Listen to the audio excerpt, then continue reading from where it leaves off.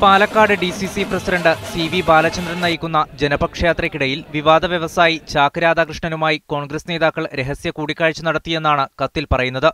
Cherpulassery Congress block പ്രസിഡന്റിന്റെ വീട്ടിൽ കഴിഞ്ഞ തിങ്കളാഴ്ച രാവിലെ 9:30-നാണ് വിരുന്നും ചർച്ചയും നടന്നത്.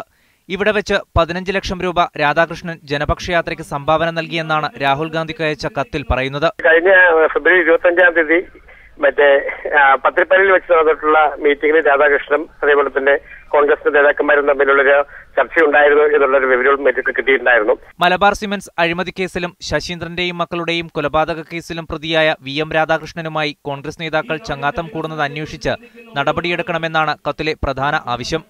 എന്നാൽ ആരോപണം ഉന്നയിച്ചവർക്കെതിരെ നിയമ നടപടിയെടുക്കുമെന്ന് DCC പ്രസിഡന്റ് പറഞ്ഞു. സംഭാവനയുമായി ബന്ധപ്പെട്ട എല്ലാ കാര്യങ്ങളും ഞാൻ പൂർണ്ണമായും നിഷേധിക്കുന്നു. അതുമായി ബന്ധപ്പെട്ട വാർത്ത പ്രസിദ്ധീകരിച്ചവരും കത്തയച്ചവർക്കെതിരെ ഞാൻ നിയമ നടപടി സ്വീകരിക്കും. ശശീന്ദ്രന്റെ കൊലപാതകവുമായി ബന്ധപ്പെട്ട ജനകീയ ആക്ഷൻ കൌൺസിൽ 3 തവണ സംഘടിപ്പിച്ച പരിപാടിയിൽ ഇപ്പോഴത്തെ KPCC പ്രസിഡന്റ് VM സുധീരൻ പങ്കെടുത്തിരുന്നു. എന്നാൽ അവിടെയൊന്നും DCC പ്രസിഡന്റോ ജില്ലാ നേതാക്കളോ വന്നില്ലെന്നും ഡോക്ടർ സനൽകുമാർ കത്തിൽ പറയുന്നു. കത്തിന്റെ കോപ്പി KPCC പ്രസിഡന്റ് VM സുധീരനും അയച്ചിട്ടുണ്ട്.